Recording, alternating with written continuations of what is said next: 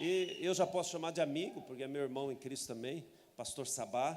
Eu quero convidá-lo aqui, mas eu quero que vocês celebrem ao Senhor pela vida do pastor Sabá. Ele...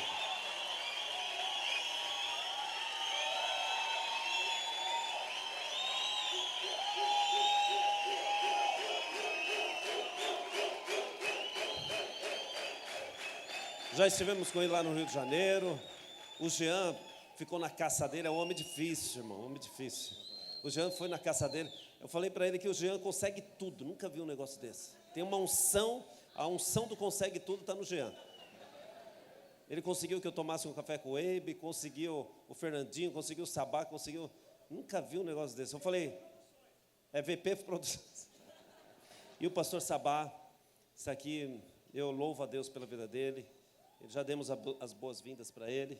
E a igreja agora está nas tuas mãos, pastor. Amém. Fique à vontade. Obrigado. Tá bom? Que Deus te abençoe.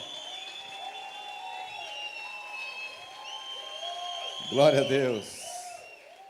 Podem sentar, queridos. A honra é minha, pastor Ivaldo. Obrigado pela oportunidade de participar desse momento histórico dessa igreja. Primeira conferência, amém? A primeira tem os seus desafios, depois a gente vai aprendendo, né, como faz as coisas, e Deus vai nos dando contatos e abrindo portas. E é uma alegria estar aqui.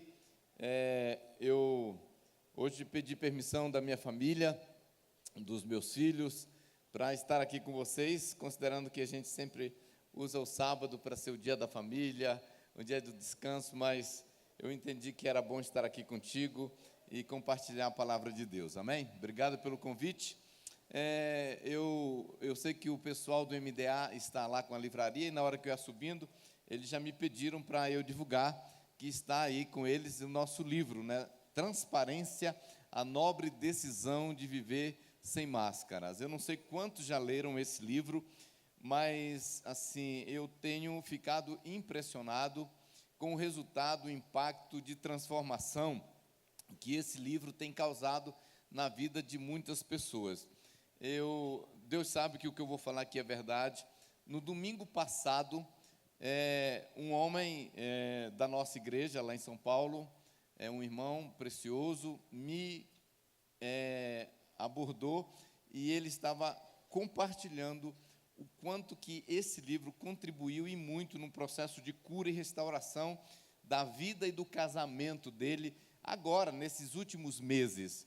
Ele chorava e me agradecia sobre o fato que o livro existe. E eu transferindo toda a honra e toda a glória para Jesus. Coincidentemente, ou cristocidentemente, no domingo anterior, um outro casal me parou também para falar as mesmas coisas sobre esse livro.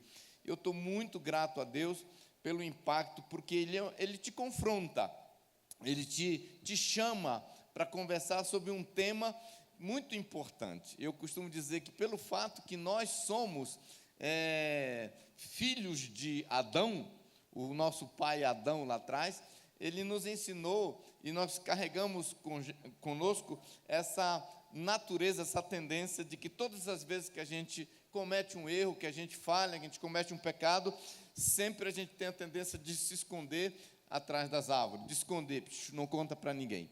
Mas a verdade é que essa atitude é pior do que o próprio pecado cometido, porque ela trava, ela coloca você numa fortaleza e ela impede essa atitude de você prosperar e crescer em Deus. Então, transparência é um pré-requisito para você continuar vencendo as batalhas, superando os seus inimigos. Eu sempre brinco dizendo que a maioria das vezes que a gente conversa com alguém que quer vender algo, ele diz o seguinte: pode levar, eu te garanto, você não vai se arrepender.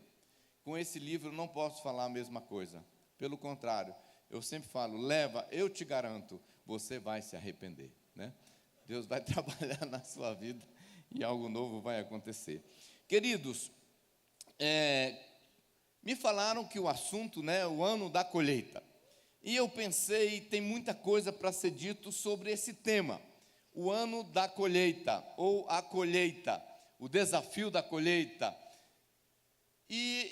orando, senti que Deus estava colocando no meu coração para falar um aspecto que tem a ver com esta missão e com esse desafio da igreja local, que você faz parte, todos nós fazemos parte de uma igreja local, que tem muito ou tudo a ver com colheita.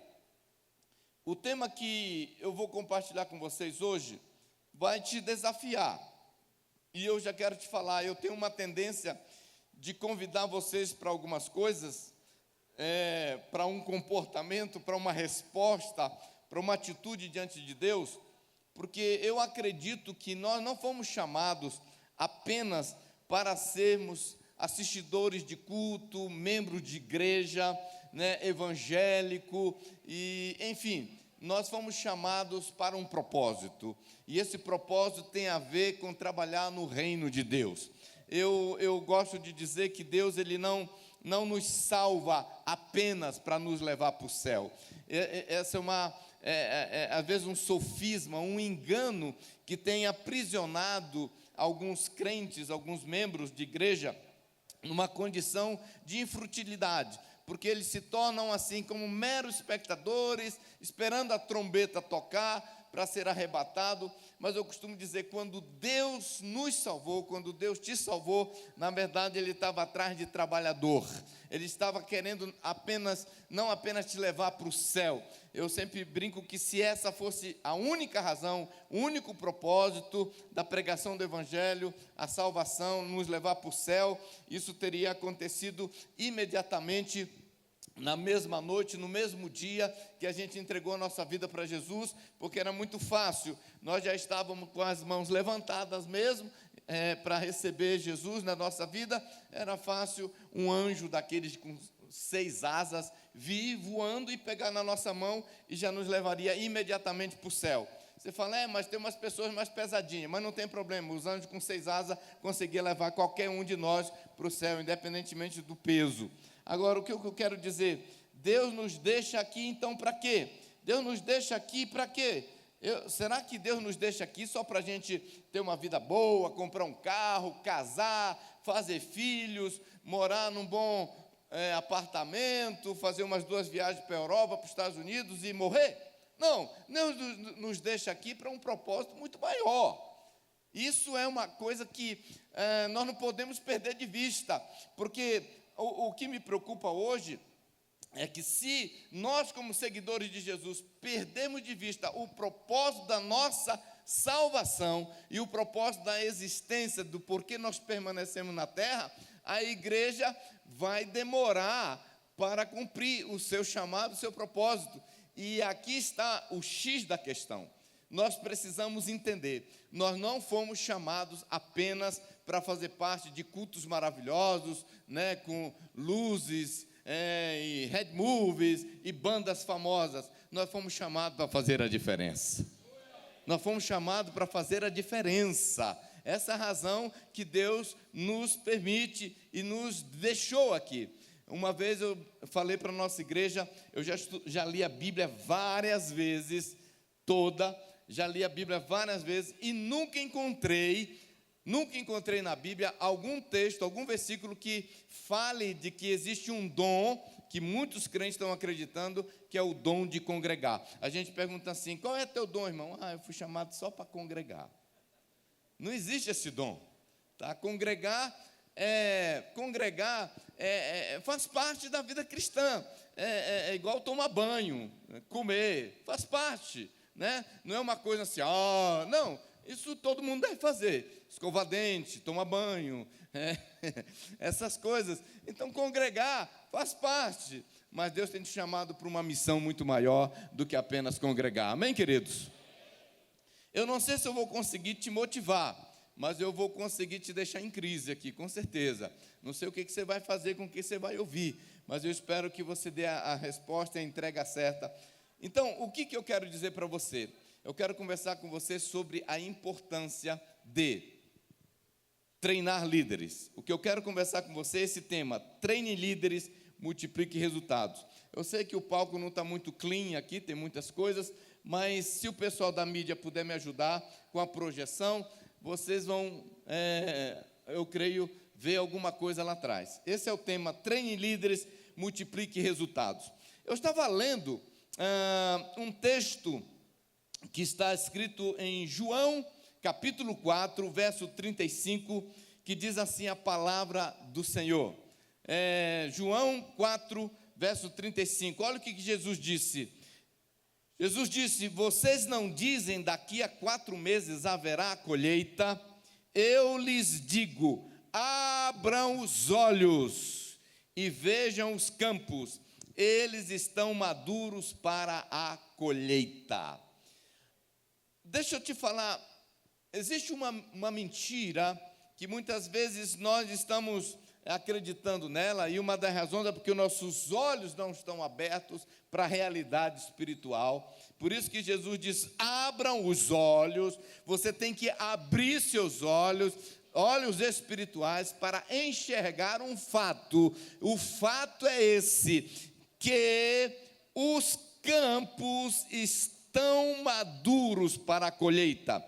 Existe uma mentira que eu ouço há muito tempo, desde que eu converti, é que não importa onde eu chego nesse Brasil, e eu já fui no Brasil inteiro, em todos os estados, eu já fui ministrar a palavra de Deus. Eu sempre ouço alguém falando: aqui o povo é difícil, aqui pensa num povo do coração duro, pastor, é porque você não sabe. A realidade é que sempre a cidade boa para ganhar alma é a cidade do pastor que está pregando. A cidade onde o pastor está pregando é muito difícil, o povo é duro. Eu lembro quando eu cheguei em Boa Vista, Roraima, há 16 anos atrás, para começar a nossa igreja lá. Eu fui com uma equipe e a minha família. Eu fui para ficar 5 anos, fiquei 15 anos da minha vida ali. Quando eu fui conversando com os pastores daquela cidade, era incrível como eles falavam. Parece que eles tinham combinado para dizer sobre aquela cidade: olha, pensa numa cidade difícil que o povo não quer nada com Deus. Eles chamavam Boa Vista de cemitério de pastor. O diabo está enganando as pessoas, levando elas a enxergarem, ou na verdade a não enxergar. Por isso que Jesus diz: abram os olhos, porque a verdade é que os campos estão brancos. Nós estamos acreditando numa mentira de que o nosso chefe não quer converter, o nosso colega não quer converter, o nosso vizinho não quer converter, o nosso amigo não quer converter, o nosso colega na faculdade e na escola não quer converter. Enfim, nós estamos acreditando que todo mundo não quer converter, quando na verdade o Espírito Santo já está trabalhando, eles estão preparados.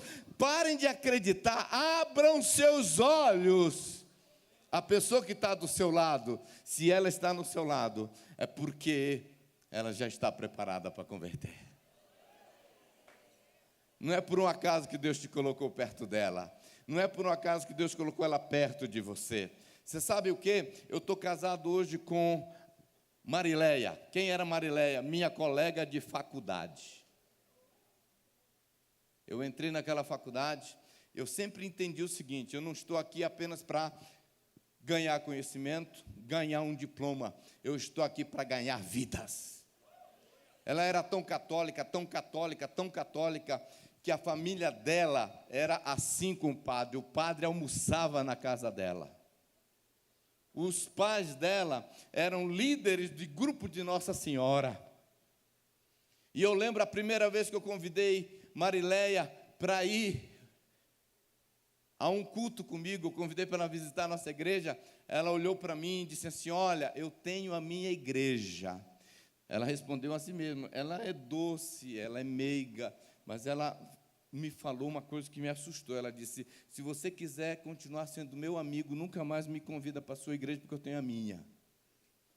Eu poderia acreditar naquela hora que ela não estava preparada para a colheita, mas o diabo não me enganou. Eu fiquei na boa, falei: tranquilo, filha, de boa, a amizade continua.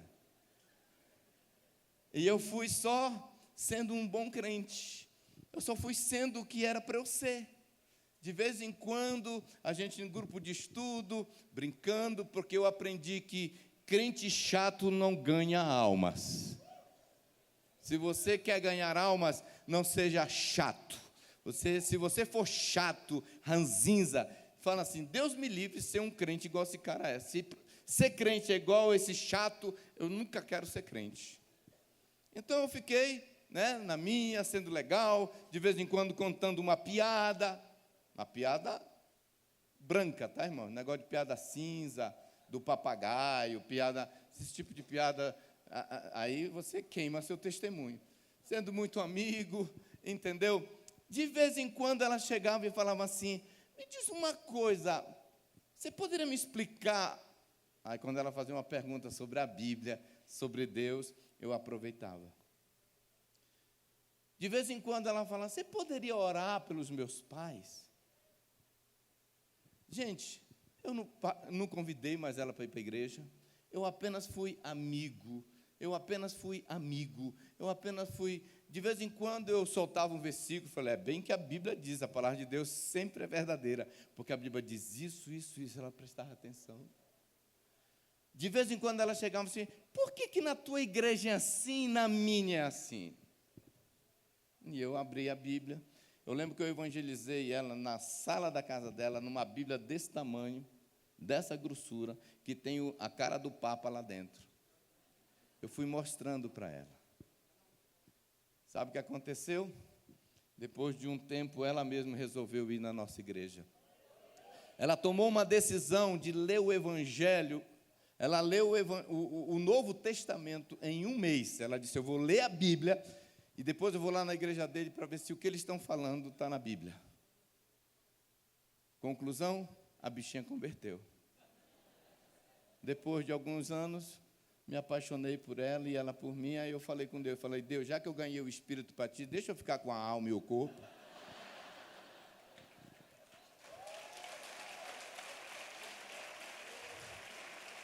Os campos estão brancos para a colheita, amém, queridos? Não acredite na mentira do capeta. A mesma cidade onde os pastores diziam para mim que era cemitério de pastor, nós começamos um trabalho de oração, de jejum, de evangelização, demonstrando o amor de Cristo para as pessoas. 5 anos que nós estávamos em Boa Vista, a nossa igreja se tornou a maior igreja local da cidade. Porque nós acreditamos que o Espírito Santo está trabalhando, que os campos estão brancos para a colheita, sim, que Deus está trabalhando no coração do seu vizinho, que Deus está trabalhando no coração do seu colega da faculdade. Eu ganhei pelo menos umas 4 pessoas na minha faculdade para Jesus. Eu falava do amor de Deus para professor, eu falava do amor de Deus para todas as pessoas que me davam oportunidade. Ontem eu fui na minha dentista. E aí, quando foi, ela deu uma brecha, ela só deu uma brecha. Nós sentados lá, eu já fiquei 20 minutos conversando com ela sobre o amor de Deus. Ela é espírita, mas ela ficava assim, é mesmo? Eu nunca tinha pensado nisso. É mesmo? Poxa, eu falei, você precisa ir lá na nossa igreja, ouvir mais. Ela disse, eu vou. Sabe, queridos, deixa eu te falar, cada pessoa que está do seu lado, você só não precisa evangelizar pessoas que não estão do seu lado. Quando você está sozinho, você precisa evangelizar, não. Fala, pastor, muitas vezes alguém vai semear e você vai colher. A pessoa já está preparada porque a mãe, o avô, o tio, o vizinho já colocou semente. Você vai lá e só cutuca e a fruta está madura. Às vezes você fala, mas ele está difícil ainda. Então semeia que alguém vai colher um dia. Porque nós fomos chamados para a ceifa. Agora, se a igreja quiser fazer a colheita, é preciso ela entender uma coisa. Isso é um ponto que eu quero frisar com vocês aqui. É preciso entender que nós precisaremos de ceifeiros, trabalhadores. Igreja que tem membros somente, frequentadores. Igreja que só tem membros, pessoas que bate ponto no domingo. Essa igreja não vai muito longe. Por quê? Colheita se faz com ceifeiros, com trabalhadores para esse serviço. Então, por isso que a igreja precisa de ter um plano de ação. A colheita não é algo que acontece automaticamente, é um plano de ação. Nós temos que ter um plano de ação para poder nós começarmos a ver os resultados. Um plano de ação para recrutar e capacitar mão de obra para essa colheita.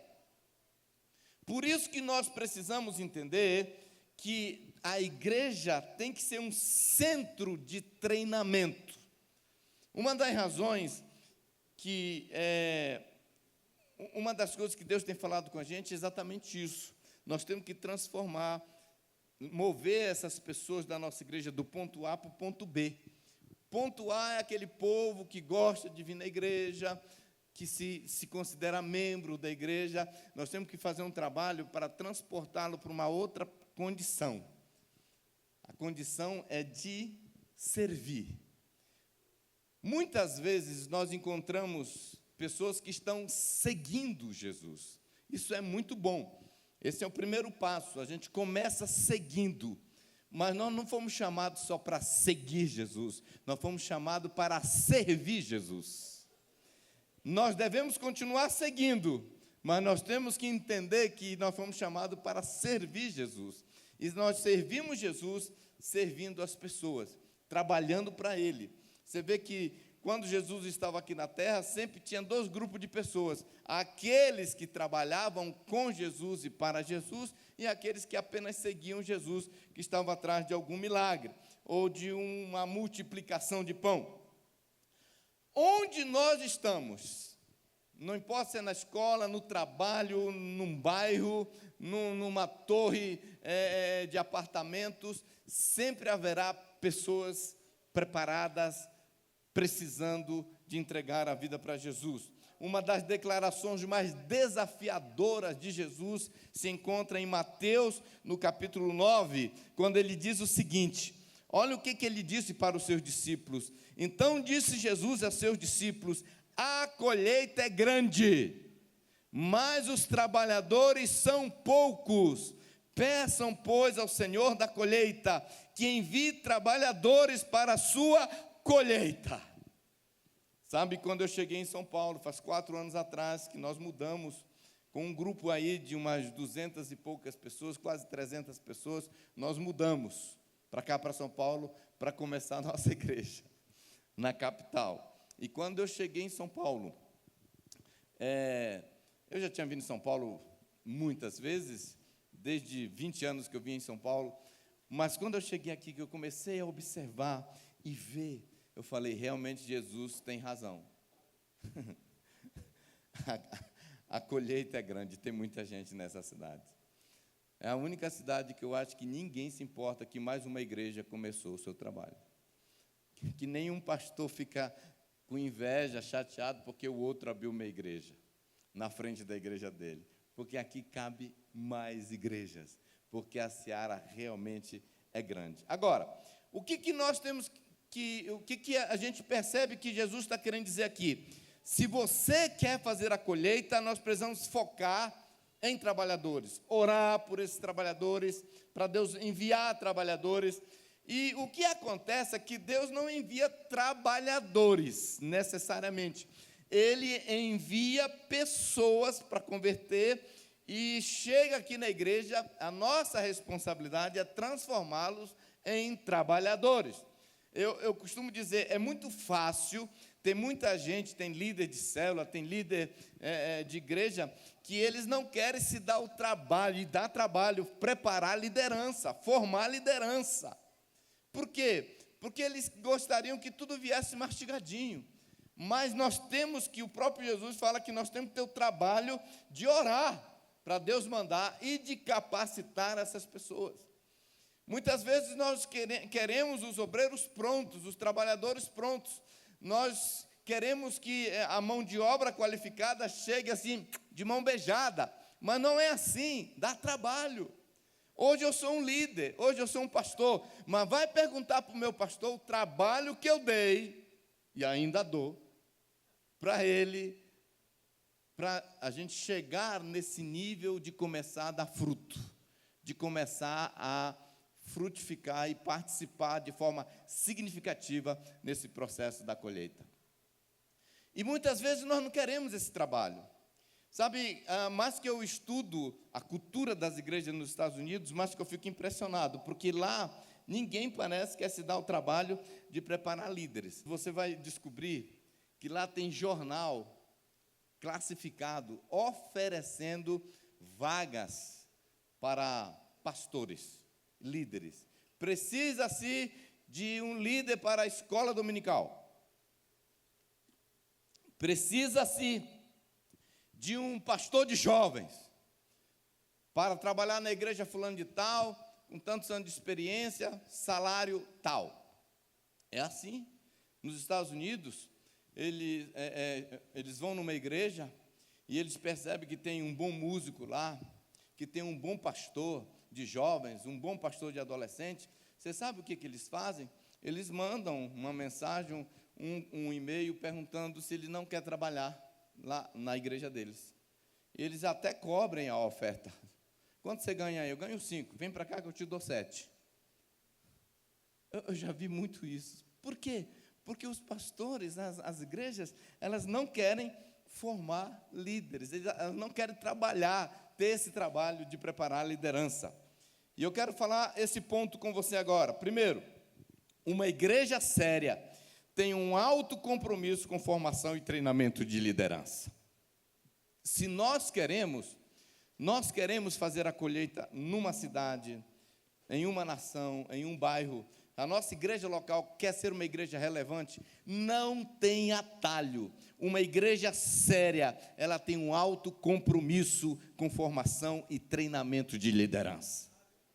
Deixa eu te dizer uma coisa, treinar líderes não é uma opção, não é uma alternativa que você pode falar, eu gosto dessa proposta, dessa alternativa ou não. É um compromisso, é um mandamento. Uma igreja sem um forte projeto de formação e capacitação de liderança não tem como cumprir essa missão de forma eficiente e relevante. Ela vai ser sempre uma igreja mediana. Eu estou feliz porque eu estou ministrando para uma igreja que não tem essas características. Certamente vocês estão trabalhando de forma responsável na formação e preparação de liderança. Agora, é muito importante você entender o seguinte, preste atenção nisso, igrejas que não têm nenhum plano para formar líderes, planejam por omissão perder a colheita. Como eu já disse, a colheita não é feita com membros de igreja. Por que eu falo? Membro de igreja, irmão, tem dia que ele vai para a igreja, tem dia que ele não vai. Eu costumo dizer que tem crente que, às vezes, ele vai para a igreja. Ele tem um certo nível de compromisso com a igreja, com raras exceções. Por exemplo, uma das exceções pela qual alguns crentes não vão para a igreja é quando está chovendo muito. Quando chove, eles não vão. Outra exceção é quando faz sol. Quando chove, não dá porque está chovendo. Quando faz sol, tem que ir para a praia, tem que aproveitar, que não está chovendo. Então,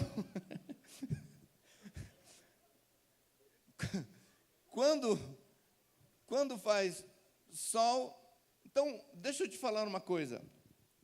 Nós temos que elevar esse nível de compromisso. E como que isso acontece?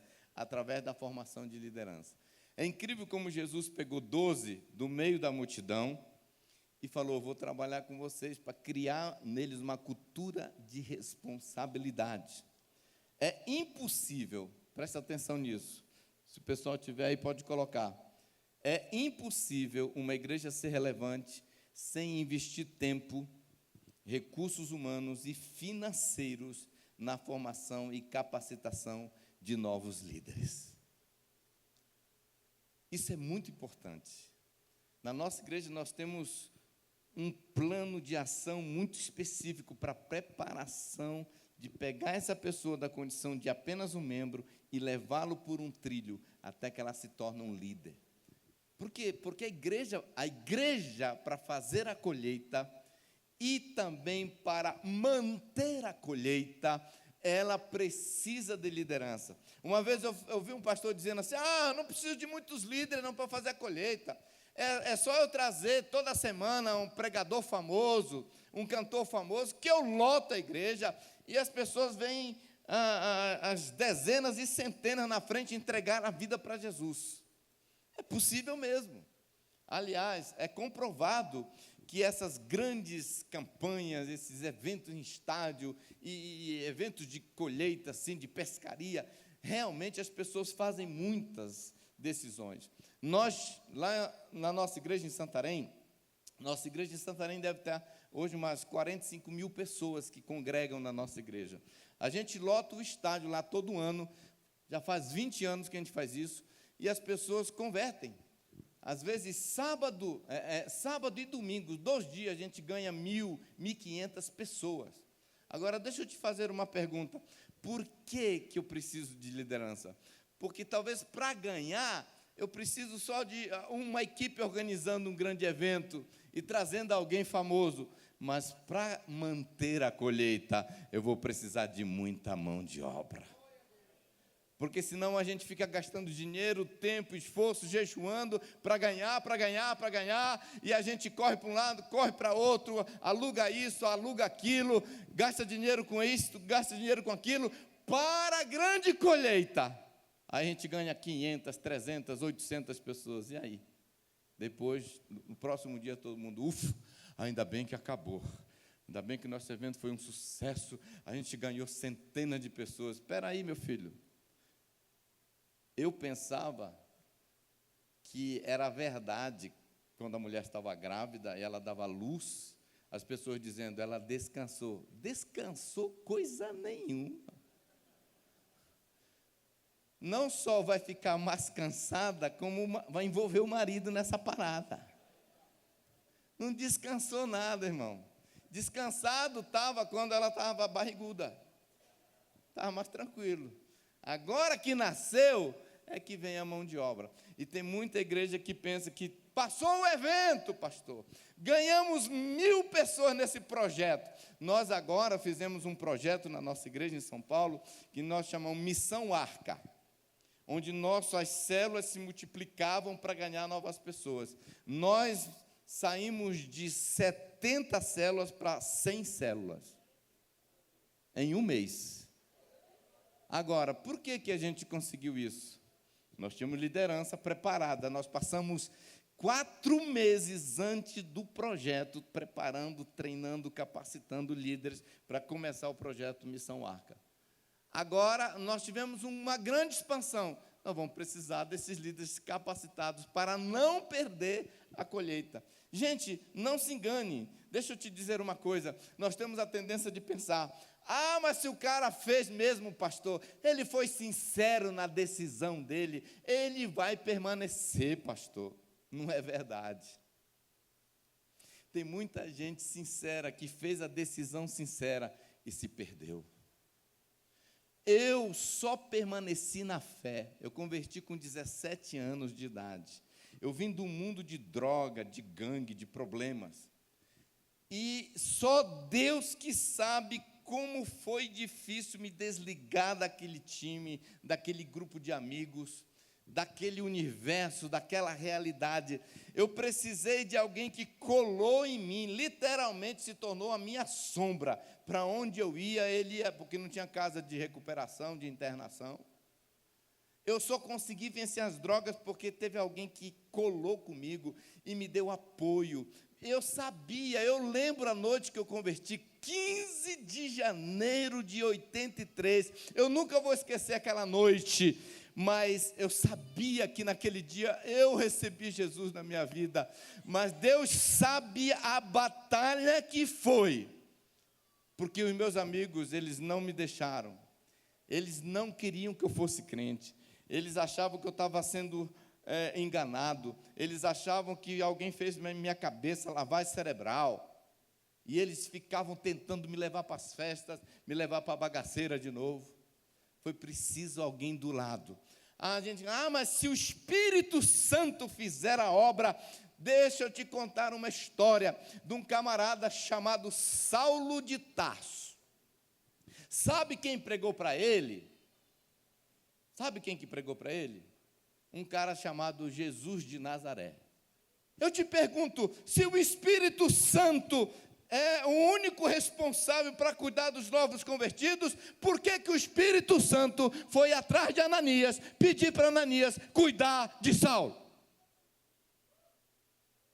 Porque a obra da salvação, do novo nascimento, quem faz é o Espírito Santo. Você e eu não temos poder de converter ninguém.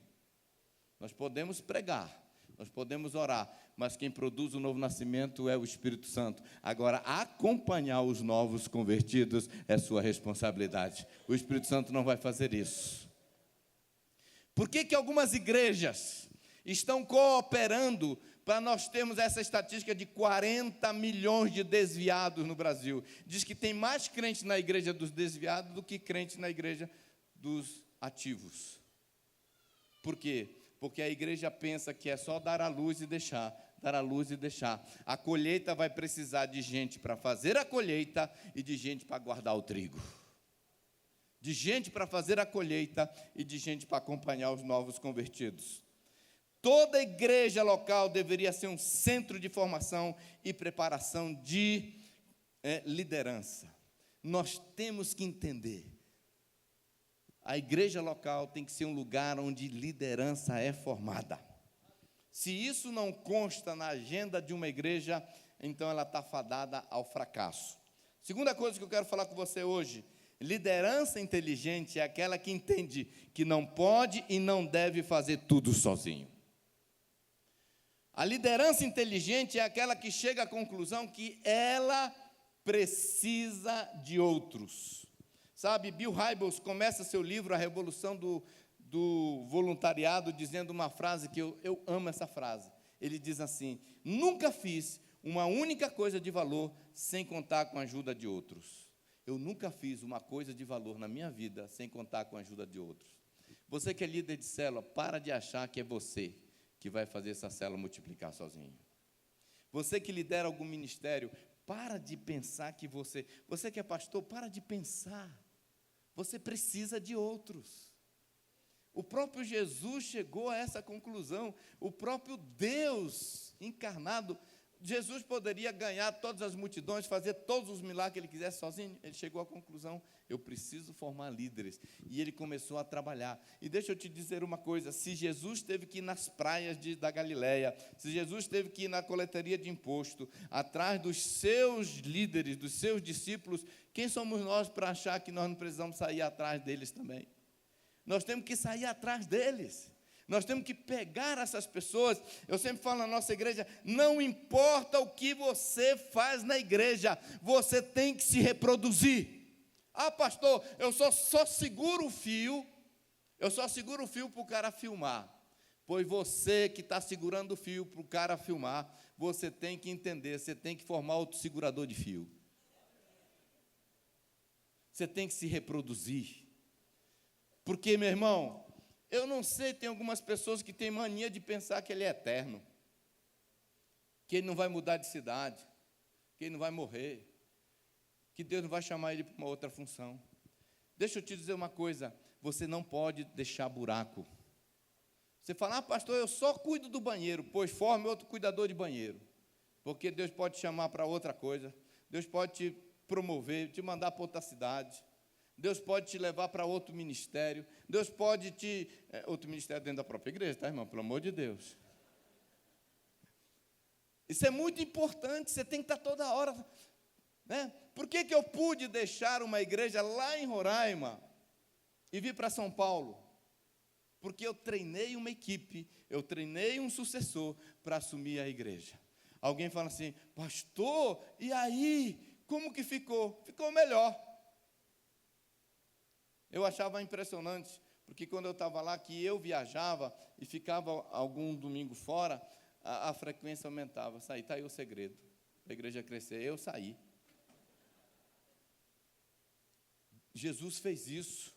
Ele treinou e disse: agora é a vez de vocês, a bola está no campo de vocês, façam isso. Eu te pergunto: quem que você está treinando? Você, como crente, como membro de uma igreja, como líder, você foi chamado para se reproduzir.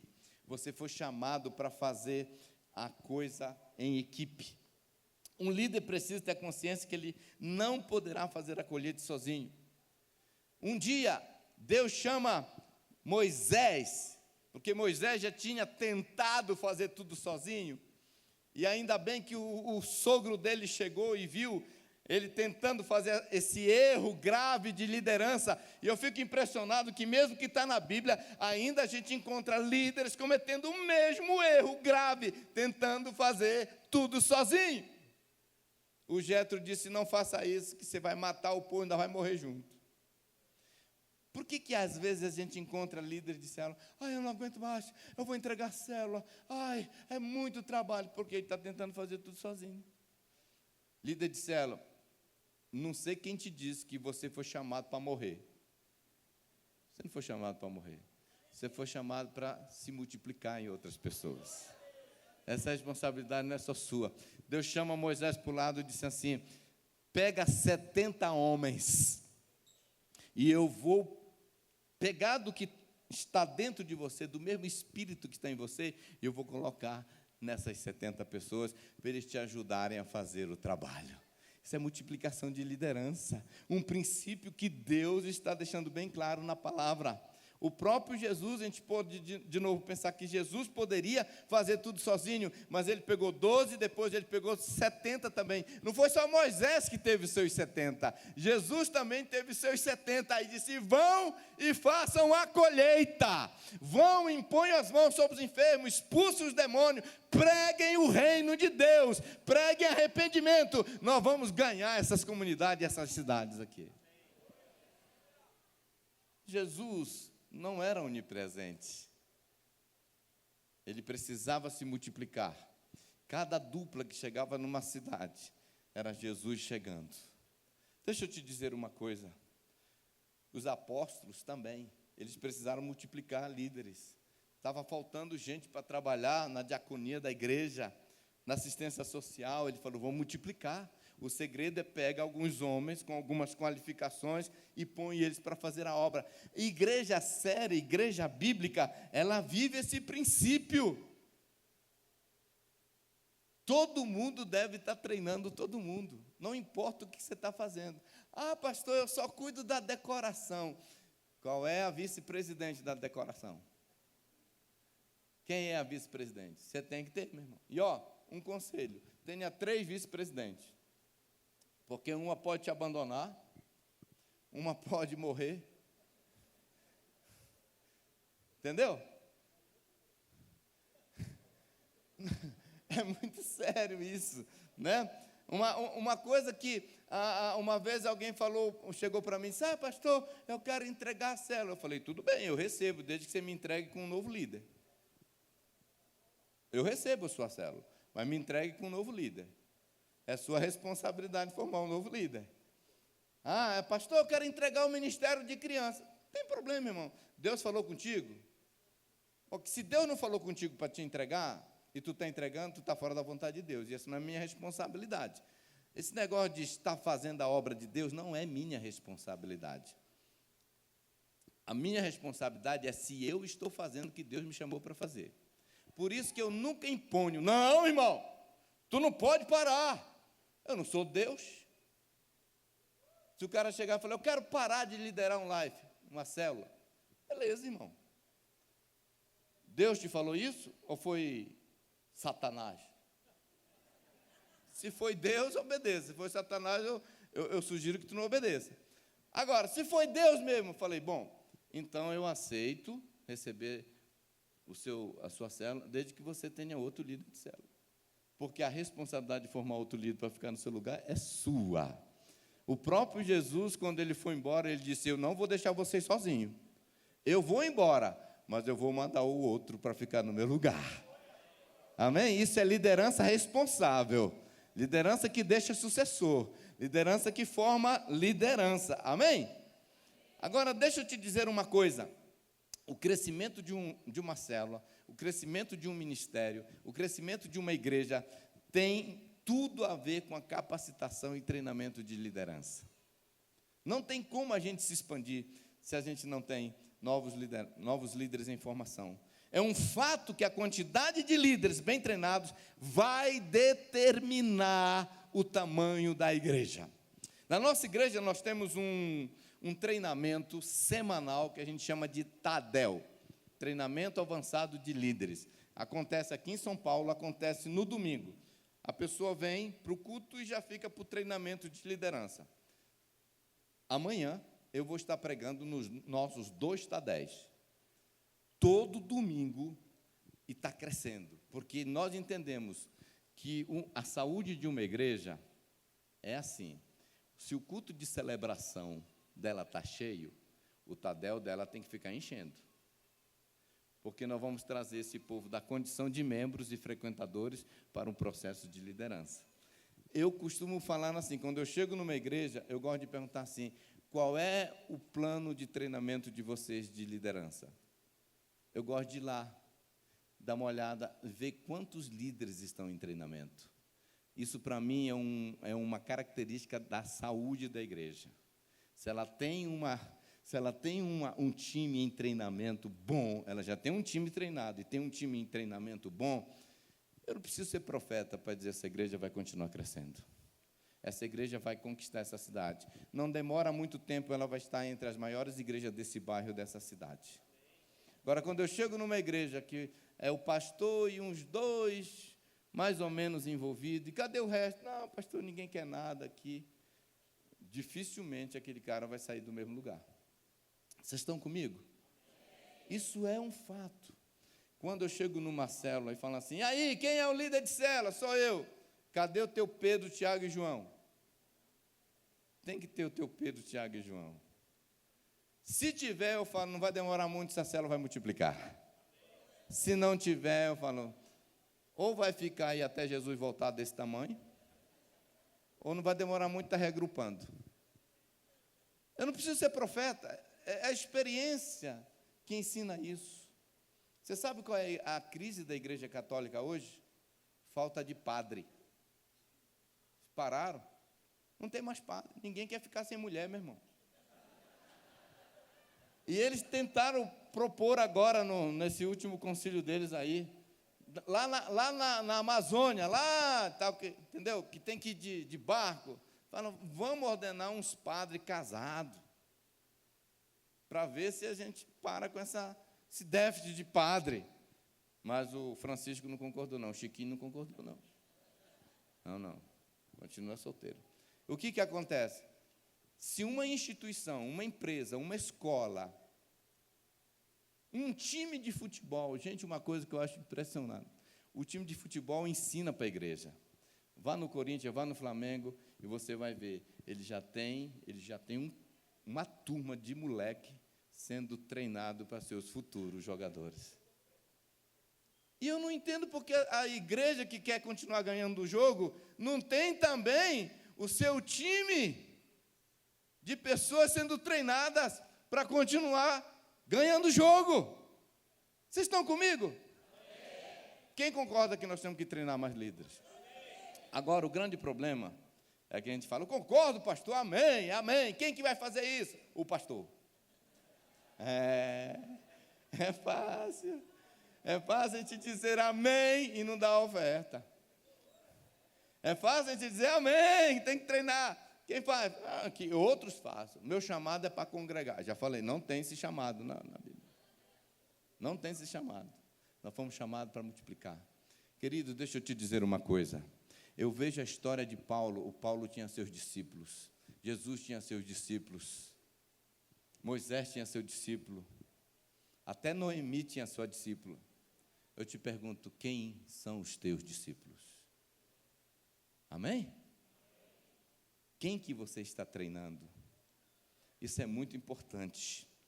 Olha, nunca tente, coloca essa frase aí, nunca tente fazer algo importante sem treinar primeiro um time. Você tem que treinar um time. Líder de célula, cadê seu time? Pode ser 2 pessoas, pode ser 3 pessoas, mas você tem seu time, você está se multiplicando. Líder do ministério infantil, cadê seu time? Líder do ministério de louvor, cadê seu time? Líder da intercessão, cadê seu time? Nós precisamos. Você não pode. Você sabe, um dos mandamentos que Jesus nos deu foi: vão e façam discípulos. Ou seja, multiplique liderança, treine vidas. Timóteo, um pastor novo, o seu discipulador escreveu várias cartas para ele, e numa delas ele escreveu isso aqui para Timóteo. Olha o que um líder deve fazer. 2 Timóteo 2,22, ele disse: o que da minha parte ouviste, através de muitas testemunhas, isso mesmo transmite a homens fiéis e também idôneos para instruir a outros. Esse texto é muito claro. Paulo está dizendo: Timóteo, treina os caras. Escolhe uns caras idôneos, capazes, e treina os caras, e ensina esses caras a treinar outros caras, e ensina esses caras a treinar outros caras. Você não pode, e tem gente que às vezes até faz, não estou julgando ninguém, mas às vezes o cara é o guitarrista lá, cadê outro guitarrista? Tem que treinar outro guitarrista, irmão. Cadê o outro baterista? Isso é fazer discípulo. Nós temos que nos multiplicar, amém, queridos? Imagina se essa igreja quisesse fundar uma outra igreja, um outro campus, um outro núcleo, dentro de São Bernardo, ou São Caetano, ou São Paulo. Cadê os líderes? Você concorda que a falta de treinamento de liderança compromete o crescimento e a expansão? Por isso, se tem uma tecla que a gente precisa estar batendo, é essa: multiplique liderança, multiplique liderança, multiplique liderança, porque facilmente, às vezes eu já encontrei um pastor que fala: o meu culto está lotado, eu estou perdendo gente, eu queria começar um segundo culto, mas eu não tenho uma segunda banda. Por quê? Porque falharam em multiplicar uma segunda banda. E de quem é a responsabilidade de formar uma segunda banda? A banda principal. Se eu estou acertando aqui, é profecia, tá, irmão? Que ninguém me falou nada. Amém, queridos? Vamos transformar a nossa igreja num grande centro de treinamento. Vai para essa frase aqui, meu amigo da projeção. Uma das prioridades de um líder é identificar líderes em potencial e começar o processo de treinamento. Essa é uma das prioridades de um líder. O sucesso de um líder não é medido pelo quanto ele lidera bem, mas pelo número de líderes que ele cooperou para formar. O sucesso, a forma de medir o sucesso de uma liderança não é se ele lidera bem. Tem gente que até lidera bem, e ele começa um negócio e começa a crescer e começa a dar certo, mas na hora que ele sai, tudo desaba. Um líder bem-sucedido é alguém que deixa um líder bem-sucedido continuando o trabalho bem-sucedido que ele começou. Amém? Vocês estão comigo? A falta de foco, coloca essa frase aí, a falta de foco na preparação de novos líderes não é somente uma tremenda falta de responsabilidade, mas também uma tremenda demonstração de incompetência. Porque se eu estou liderando algo, seja o que for na igreja, e eu não estou preparando um outro sabá, eu não estou só sendo irresponsável, eu estou sendo incompetente. Então é muito importante nós lembrarmos disso. Esta igreja quer fazer a colheita. E como que essa igreja vai fazer a colheita? Preparando os seus cefeiros e os seus trabalhadores. Outra coisa que eu queria que você soubesse como líder: exercemos um impacto muito maior, desenvolvendo e treinando, mesmo que seja um pequeno grupo de líderes, do que liderando uma grande multidão de meros espectadores. Imagina se Jesus tivesse focado o seu ministério só na multidão, só fazendo milagres, só expulsando demônios, só ressuscitando mortos, só multiplicando pão para a multidão. e ele tivesse completado 33 anos e matasse ele na cruz. O ministério dele teria acabado. Tem muita gente que se empolga com a multidão. Eu me empolgo com a multidão. Eu gosto de pregar para a multidão. Eu já tive o privilégio de pregar para estádios. Mas deixa eu te dizer uma coisa, o meu ministério não depende daquela pregação para a multidão. Meu ministério depende desse tete a tete, um a um, na segunda-feira, comendo um ovo frito e um pão na padaria com aquele grupo pequeno de liderança. Deixa eu te dizer uma coisa, você precisa se empolgar com o pequeno, porque o grande, o potencial do grande está no pequeno. Eu já vi pastor dizendo assim, eu vou perder tempo com meia dúzia de líder trancado num gabinete, ensinando eles sobre cuidar bem da esposa. Deixa eu te dizer uma coisa, se você não está disposto a trabalhar com um grupo pequeno e formar o caráter de Cristo, inculcar um coração de pastor, o seu ministério acaba quando você morre. Mas nós temos que ter um ministério igual o de Abel, que, como diz a Bíblia, mesmo morto, ainda fala. Esse é o chamado que Deus tem para a nossa vida. Vocês estão comigo, igreja? O pastor me deu até meia-noite, mas eu sinto que está na hora de parar.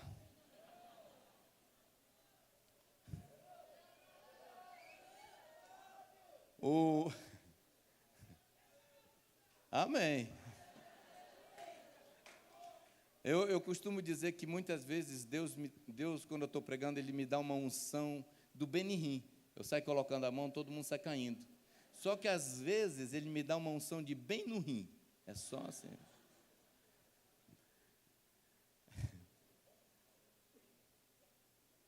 Eu conheço um cara que é especialista em formar liderança. Chama-se Abe Uber. Pensa num cara... E esse é um dos segredos. O pastor Abe começa uma igreja lá, ele começa a investir em liderança. Ele gasta horas e horas e horas e horas formando líderes. E aí o que começa a acontecer? A igreja começa a crescer, começa a colher, começa a crescer, começa a colher, começa a crescer, começa a colher. E ele vai preparando o líder para cuidar dessas pessoas que estão chegando. E aí começa esse processo que Paulo falou para Timóteo, vai treinando, vai preparando. E aquele que preparou vai preparando outro, que vai sendo preparado. E aí vai começando, a igreja vai se tornando uma igreja de líderes. O que acontece? A igreja cresce. Aí o que ele faz? Ele convida aí umas 30, 40, 50 pessoas, né? No caso para São Paulo, ele convidou umas 300 pessoas e vieram com eles. Mesmo que ele tira tantos líderes de uma igreja local, ainda fica muitos líderes naquela igreja local, a tal ponto que a igreja não desaba, não quebra, não diminui. A igreja continua crescendo, porque deixou uma leva de líderes, mesmo que ele levou uma leva de líderes, ele não chama ninguém de outra igreja, ele não cobre salário de nenhum outro pastor para ter na sua equipe. Nós aprendemos com Abraão. Abraão diz que ele formou 318 guerreiros na sua casa. Ele que formou. Ele não contratou, ele não importou líderes, ele gerou, são filhos dele. Não tem nada melhor do que trabalhar com seus próprios filhos espirituais. Você gera. E aí o que acontece? Eles começam, então, a te dar condições de crescimento. Deixa eu te falar, queridos, não tem atalho. Se nós queremos fazer a colheita, nós temos que investir em liderança. Charles Kettering, ele disse assim, esse cara, ele é o ex-chefe de divisão de pesquisa da GM, ele disse o seguinte, o efeito mais grandioso de uma geração será ensinar o caminho das pedras para as seguintes. Nós não podemos parar. Se você é um líder, na sua agenda precisa constar isso, treinar líderes. Formar líderes. A última coisa, principais barreiras para o desenvolvimento de novos líderes na igreja. Eu já vi muita gente falando, não, as pessoas não querem. É incrível como elas querem. As pessoas querem ser treinadas. Eu descobri, tanto com minha própria experiência, como a experiência de outros, que ninguém quer converter para ficar no banco 30 anos esperando a trombeta tocar para a gente ser arrebatado. Todo mundo quer ser útil. Uma das coisas que ajuda as pessoas crescer na igreja, se tornar um crente maduro, é quando ela começa a participar, ela começa a se envolver. Na nossa igreja nós temos uma regra. A gente fala assim, a nossa igreja é como se fosse uma grande piscina, que tem a parte rasa e a parte funda. Então, todo mundo que chega na nossa igreja já pode entrar na piscina, já pode brincar, já pode se envolver, mesmo que ela não saiba nadar, mas mesmo que a água esteja dando pela canela, ela já está dentro da piscina. Então, nós temos lá o que nós chamamos de ministério de entrada, ou seja, todo mundo pode se envolver em alguma coisa, tem alguma coisa para ela fazer, nem que seja segurar uma placa dizendo, seja bem-vindo à família, seja bem-vindo, hoje é domingo, que bom que você está aqui, ajudar a estacionar um carro. Nós estamos formando uma cultura de liderança. Isso é comprovado que quando as pessoas estão numa igreja local e elas começam a se envolver, a participar, a fazer alguma coisa, a pôr a mão na massa, ela começa a se sentir parte daquela igreja. Por que muitas vezes pessoas convertem e ficam 3 meses, 1 ano numa igreja e começa a mudar? Aí a gente começa a ver os crentes, os turistas de igreja. Eu converti na Igreja da Paz, na mesma igreja que eu estou. 37 anos. Eu estou na mesma igreja. Eu tenho o mesmo pastor. Uma vez eu contei isso, um pastor ficou impressionado, parecia que eu era um ET. Ele não acreditou. Terminou a conferência, ele foi lá comigo e disse, é verdade isso? Eu falei, é. Ele falou, quero saber mais sobre isso. Foi para o almoço comigo. E lá ele começou a me entrevistar. E ele perguntou assim, por que você continua na mesma igreja com a mesma liderança? Você sabe por quê? Porque eu nunca tive motivo para sair. E você sabe por quê? Porque eu fui inserido no processo. Eu fui me envolvendo, eu fui me tornando parte da igreja. Porque igreja não é um lugar para você frequentar. Igreja é um lugar para você pertencer. Um lugar para você pertencer. Você tem algo para fazer pela sua igreja local. Sabe quais são as barreiras? A primeira não é prioridade do pastor titular. Não é o caso aqui. Mas muitas vezes é a prioridade do pastor titular, mas isso ainda não chegou nos outros níveis de liderança. Você precisa estar formando liderança. Hoje a minha esposa saiu para um café.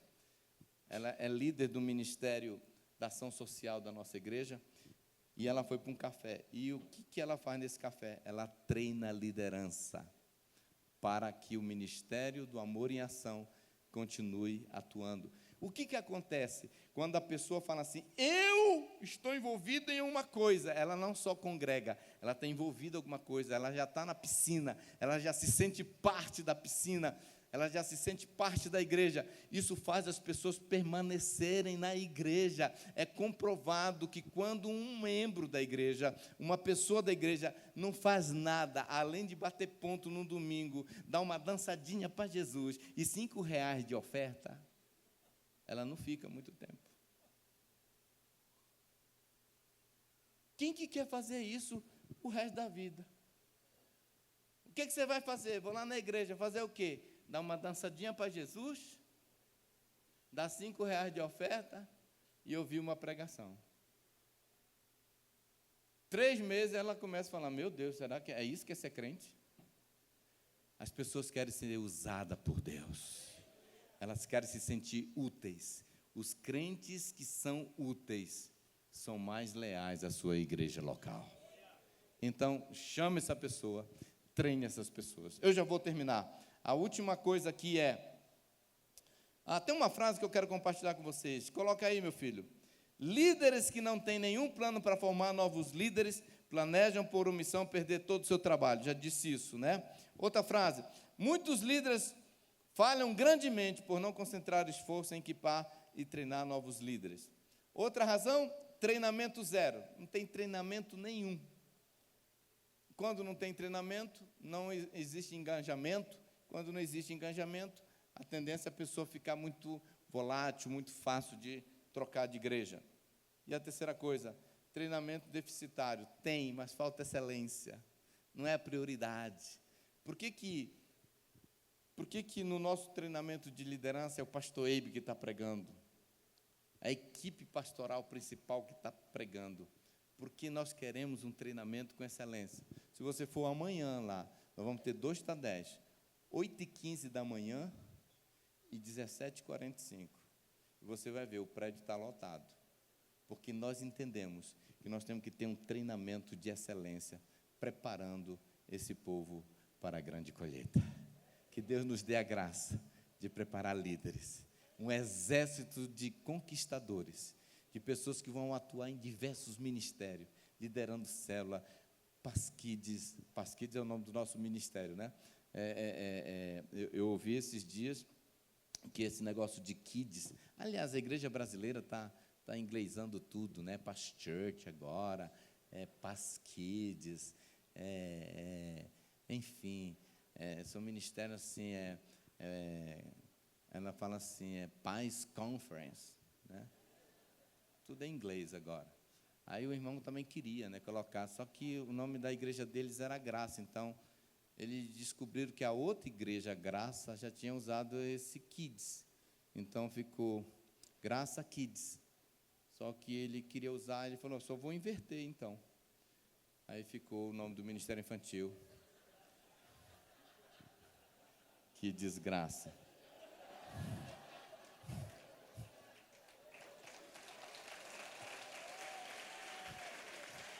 Vamos ficar em pé, vamos orar.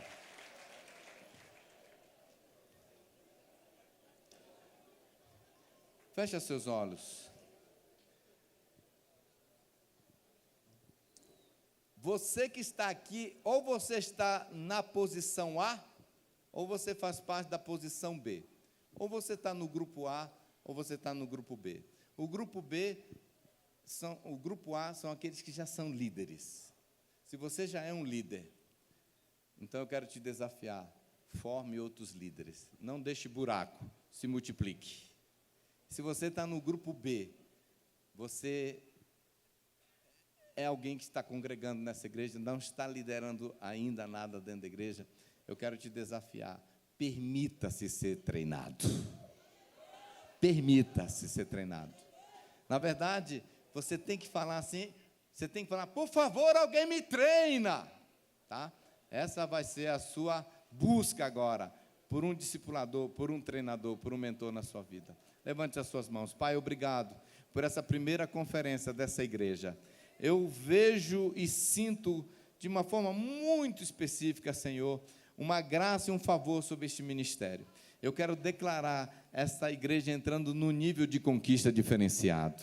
Eu oro, Pai, que o Senhor dê graça, sabedoria para todos os líderes de ministério, para toda pessoa que está em alguma função, em alguma atividade aqui. Esta revelação da multiplicação, da reprodução de novos líderes. Eu quero declarar, Pai, no nome de Jesus, essa igreja levando a sério o treinamento e a multiplicação de líderes. Obrigado, Pai, que os campos já estão brancos. Eu sei que aqui em São Bernardo já existem muitas pessoas preparadas para a colheita, nas faculdades, nas escolas, nas lojas, Senhor, nos condomínios, nas vizinhanças, e eu sei que o Senhor quer usar essa igreja para participar desse processo de colheita, e eu quero te pedir que venha uma unção, um despertamento, que a partir desta data, entre essa igreja num novo nível de formar, de capacitar, de identificar, de recrutar liderança e preparar para essa grande colheita. Nós declaramos essa igreja realmente sendo reconhecida e conhecida como um núcleo, um centro de treinamento e formação de liderança para louvor e glória do teu nome, em nome de Jesus. Em nome de Jesus, que Deus abençoe e que a unção da multiplicação venha sobre a sua vida. Amém.